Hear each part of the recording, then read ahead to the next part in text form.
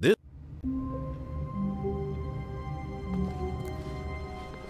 Even now, Stanley's office was a distant memory. What did it look like?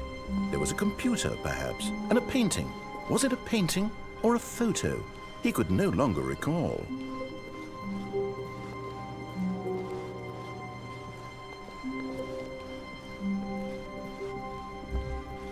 When Stanley came to a set of 2 open doors, this was not the correct way to the meeting room, and Stanley knew it perfectly well. Perhaps he wanted to stop by the employee lounge first, just to admire it. Ah, yes, truly a room worth admiring. But eager to get back to business, Stanley took the first open door on his left. Stanley was so bad at following directions, it's incredible he wasn't fired years ago. Look, Stanley, I think perhaps we've got... But in his eagerness to prove that he is in control of the story and no one gets to tell him what to do, Stanley leapt from the platform and plunged to his death. Good job, Stanley. Everyone thinks you are very powerful.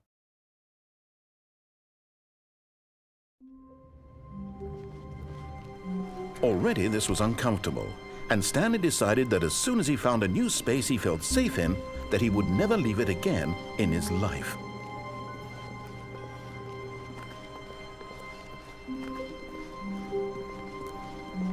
When Stanley came to a set of 2 open, this was not the correct way to the meeting room, and Stanley knew it perfectly well.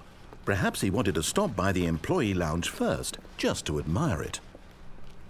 Wow, yes, this room.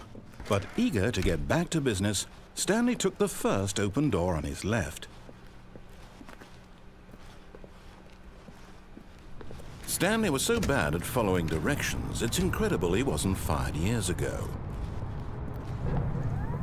Look, Stanley, I think perhaps we've gotten off on the wrong foot here. I'm not your enemy, really, I'm not. I realize that investing your trust in someone else can be difficult, but the fact is that the story has been about nothing but you all this time. There's someone you've been neglecting, Stanley. Someone you've forgotten about. Please, stop trying to make every decision by yourself. Now, I'm not asking for me, I'm asking for her. This is it, Stanley. Your chance to redeem yourself, to put your work aside, to let her back into your life. She's been waiting. That's her, Stanley. You need to be the one to do this, to reach out to her. If you can truly place your faith in another, then pick up the phone.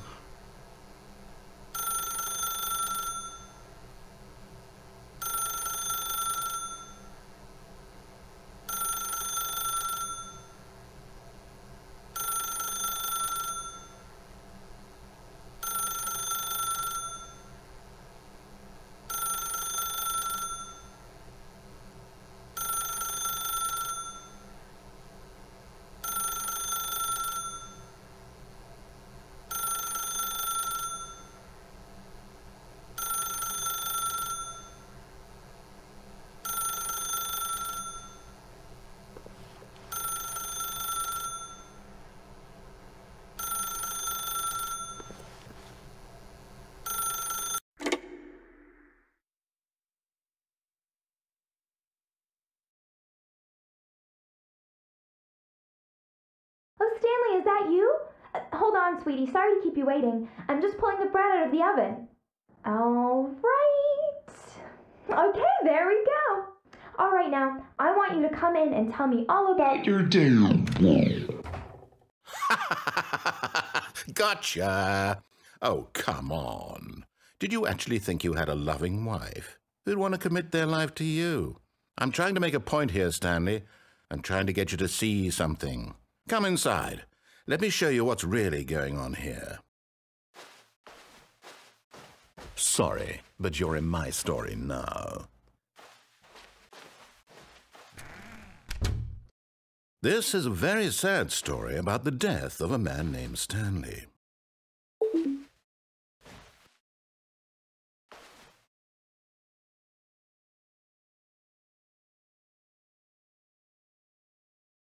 Stanley is quite a boring fellow. He has a job that demands nothing of him, and every button that he pushes is a reminder of the inconsequential nature of his existence. Look at him there, pushing buttons, doing exactly what he's told to do. Now he's pushing a button. Now he's eating lunch. Now he's going home. Now he's coming back to work. One might even feel sorry for him, except that he's chosen this life. But in his mind, he can go on fantastic adventures. From behind his desk, Stanley dreamed of wild expeditions into the unknown, fantastic discoveries of new lands. It was wonderful, and each day that he returned to work was a reminder that none of it would ever happen to him. And so he began to fantasize about his own job. First, he imagined that one day while at work, he stepped up from his desk to realize that all of his co-workers, his boss, everyone in the building had suddenly vanished off the face of the earth. The thought excited him terribly. So he went further. He imagined that he came to 2 open doors and that he could go through either. At last, choice. It barely even mattered what lay behind each door. The mere thought that his decisions would mean something was almost too wonderful to behold. As he wandered through this fantasy world, he began to fill it with many possible paths and destinations. Down one path lay an enormous round room with monitors and mind controls. And down another was a yellow line that weaved in many directions, and down another was a game with a baby. And he called it the Stanley Parable. It was such a wonderful fantasy, and so in his head he relived it again, and then again, and again, over and over, wishing beyond hope that it would never end, that he might always feel this free. Surely there's an answer down some new path, mustn't there be? Perhaps if he played just one more time. But there is no answer. How could there possibly be? In reality, all he's doing is pushing the same buttons he always has. Nothing has changed. The longer he spends here, the more invested he gets, the more he forgets which life is the real one. And I'm trying to tell him this, that in this world he can never be anything but an observer, that as long as he remains here, he's slowly killing himself. But he won't listen to me. He won't stop. Here, watch this. Stanley, the next time the screen asks you to push a button, do not do it.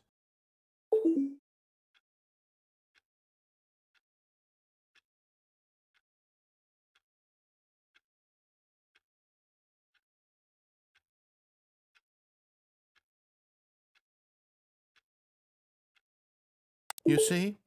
Can he just not hear me? How can I tell him in a way that he'll understand that every second he remains here, he's electing to kill himself? How can I get him to see what I see? How can I make him look at himself? I suppose I can't, not in the way I want him to. But I don't make the rules. I simply play to my intended purpose, the same as Stanley. We're not so different, I suppose. I'll try once more to convey all this to him. I'm compelled to. I must. Perhaps, well, maybe this time he'll see. Maybe this time. And I tried again, and Stanley pushed a button. And I tried again, and Stanley pushed a button. And I tried.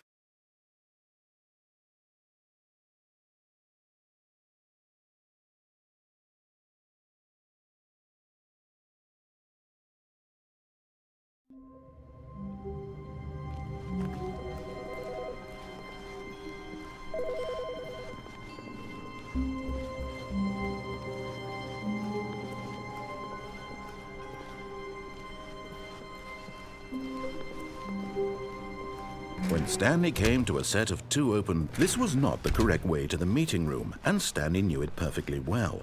Perhaps he wanted to stop by the employee lounge first, just to admire it. The lounge was sublime, a work of art. But eager to get back to business, Stanley took the first open door on his left. And so he detoured through the maintenance section, walked straight ahead to the opposite door, and got back on track. Yet there was not a single person here either. Feeling a wave of disbelief, Stanley decided to go up to his boss's office, hoping he... Stanley stepped into the broom closet, but there was nothing here, so he turned around and got back on track.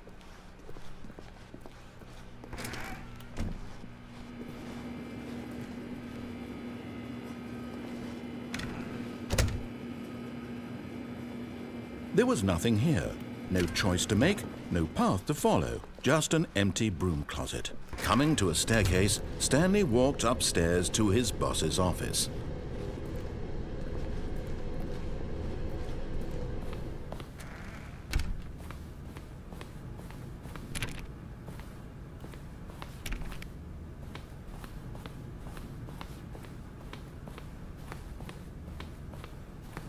Stepping into his manager's office, Stanley was once again stunned to discover not an indication of any human life. Shocked, Stanley was in such a rush to get through the story as quickly as possible, he didn't even have a single minute to just let the narrator talk. That kind of anxiety isn't healthy, so he relaxed for a few moments with some calming New Age music.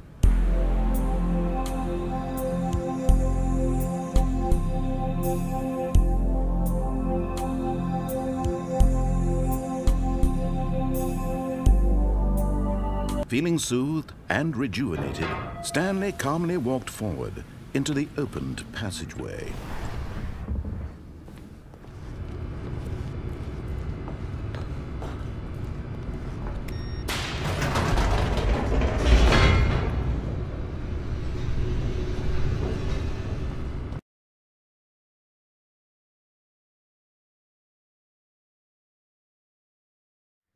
Descending deeper into the building, Stanley realized he felt a bit peculiar. It was a stirring of emotion in his chest, as though he felt more free to think for himself, to question the nature of his job. Why did he feel this now, when for years it had never occurred to him? This question would not go unanswered for long. Stanley walked straight ahead through the large door that read Mind Control Facility.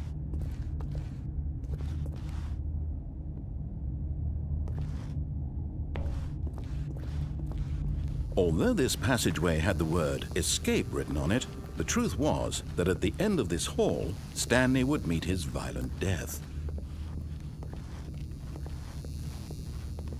The door behind him was not shut. Stanley still had every opportunity to turn around and get back on track. At this point, Stanley was making a conscious, concerted effort to walk forward and willingly confront his death.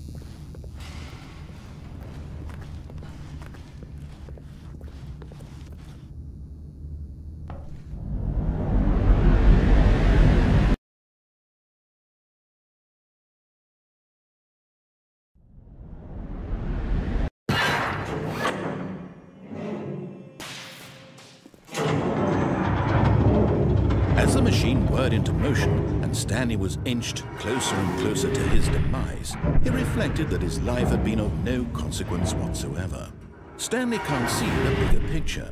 He doesn't know the real story, trapped forever in his narrow vision of what this world is. Perhaps his death was of no great loss, like plucking the eyeballs from a blind man. So he resigned and willingly accepted this violent end to his brief and shallow life. Farewell, Stanley.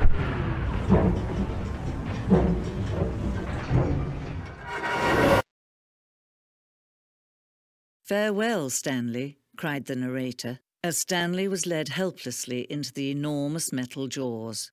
In a single visceral instant, Stanley was obliterated as the machine crushed every bone in his body, killing him instantly.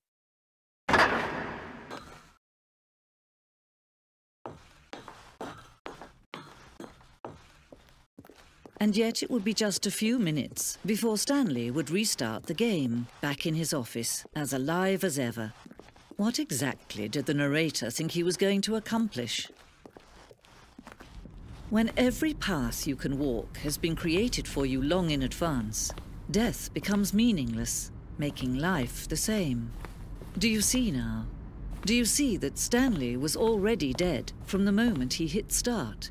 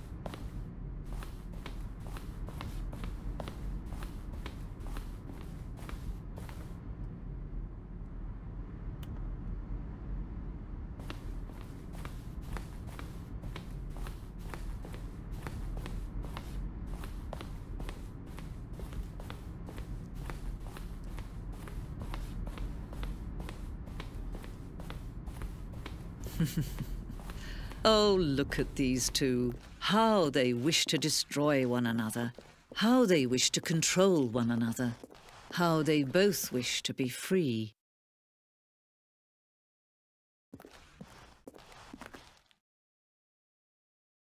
Can you see? Can you see how much they need one another? No, perhaps not. Sometimes these things cannot be seen. But listen to me. You can still save these two. You can stop the program before they both fail. Push escape and press quit.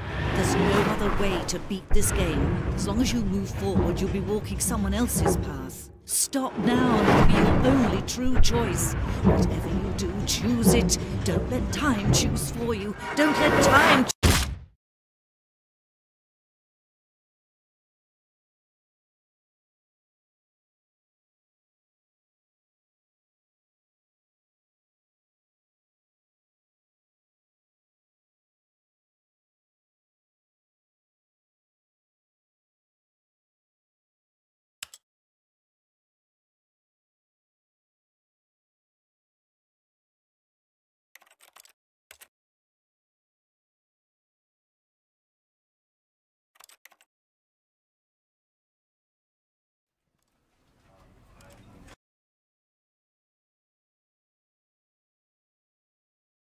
This is the story of a man named Stanley.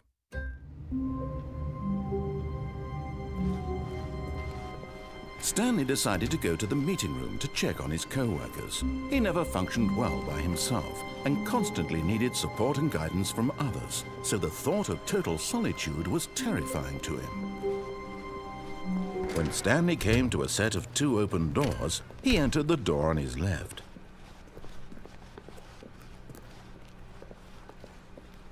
Yet there was not a single person here either.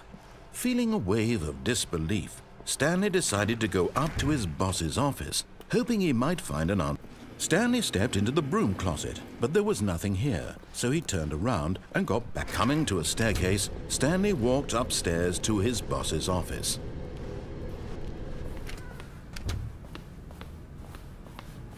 Okay, I think we all know the drill by now. Blah, blah, blah. Dark secrets, the keypad. Stanley pushes some buttons. Oh, hey, look, it's a new passageway. Quelle surprise.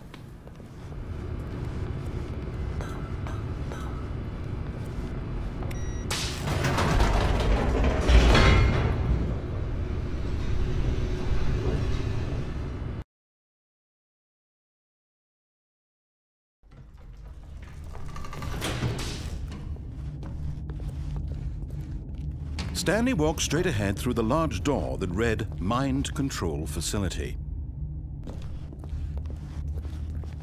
Although this passageway had the word Escape written on it, the truth was that at the end of this hall, Stanley would meet his violent death.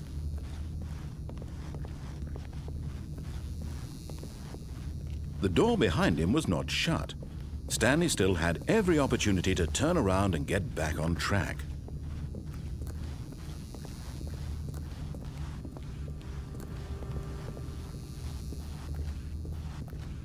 But of course, Stanley thought better of it and realized he simply had too much to live for.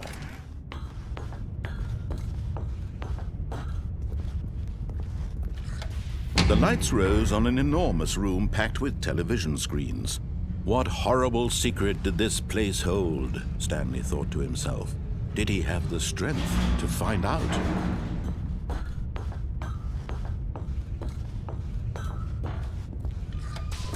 Now the monitors jumped to life, their true nature revealed. Each bore the number of an employee in the building, Stanley's co-workers. The lives of so many individuals reduced to images on a screen, and Stanley, one of them, eternally monitored in this place where freedom meant nothing.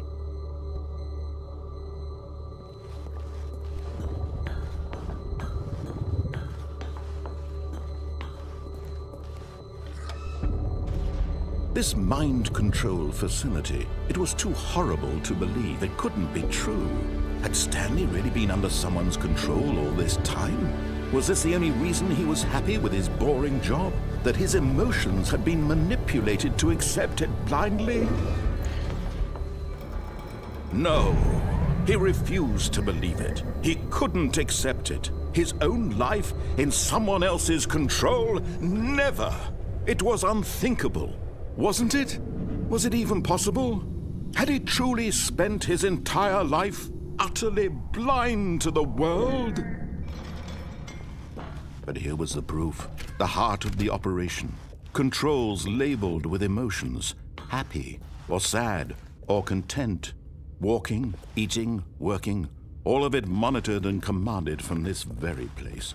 And as the cold reality of his past began to sink in, Stanley decided that this machinery would never again exert its terrible power over another human life, for he would dismantle the controls once and for all.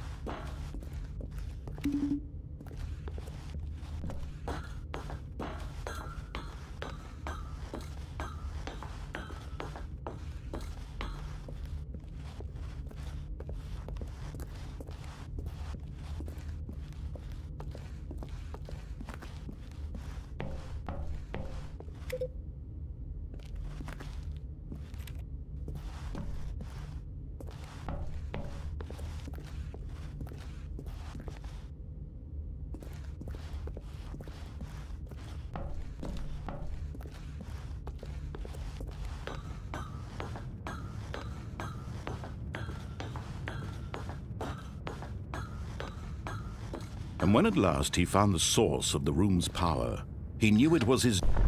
Oh, Stanley, you didn't just activate the controls, did you?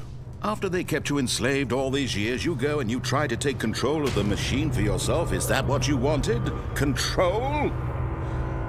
Oh, Stanley, I applaud your effort, I really do. But you need to understand, there's only so much that machine can do. You were supposed to let it go. Turn the controls off and leave. If you want to throw my story off track, you're going to have to do much better than that. I'm afraid you don't have nearly the power you think you do. For example, and I believe you'll find this pertinent, Stanley suddenly realized he had just initiated the network's emergency detonation system. In the event that this machine is activated without proper DNA identification, nuclear detonators are set to explode, eliminating the entire complex. How long until detonation then? Let's say 2 minutes. Now this is making things a little more fun, isn't it, Stanley?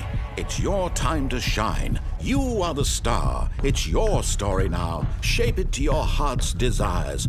Oh, this is much better than what I had in mind. What a shame we have so little time left to enjoy it. Mere moments until the bomb goes off. But what precious moments each one of them is. More time to talk about you, about me, where we're going, what all this means. I barely know where to start. What's that? You'd like to know where your co-workers are?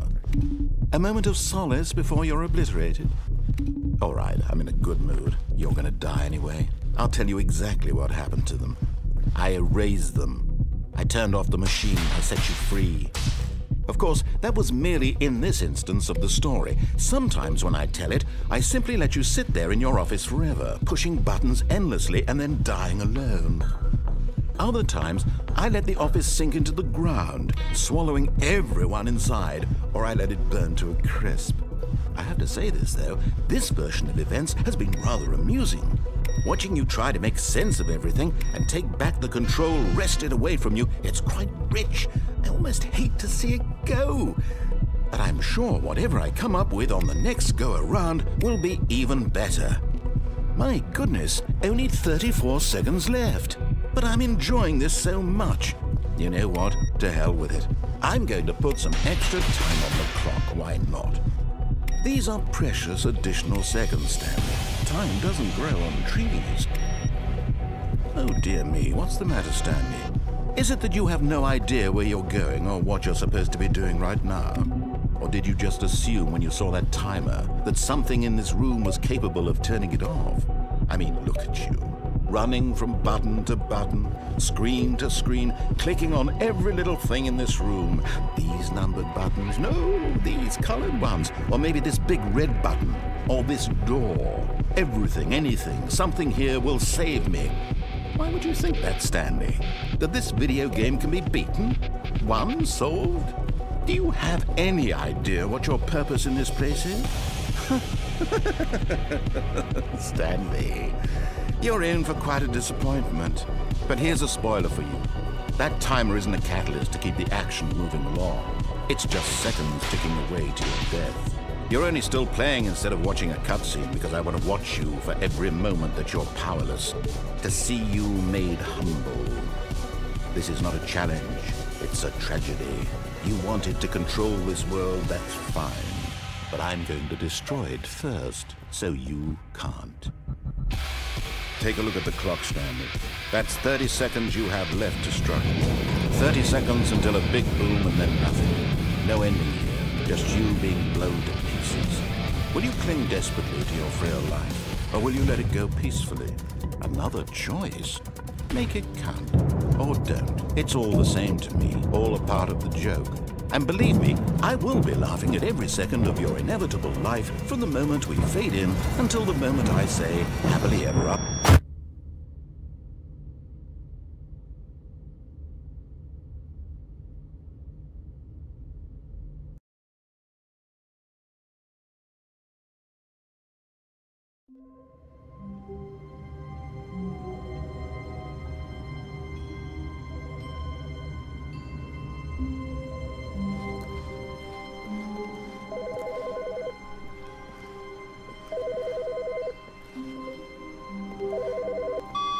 Good morning. Thank you for contacting the Future Happiness Foundation. We are confirming your shipment of 1,327 cardboard boxes to your place of work. Can you verify that this is correct? Excellent. Your order will arrive shortly. Thank you again for contacting the Future Happiness Foundation.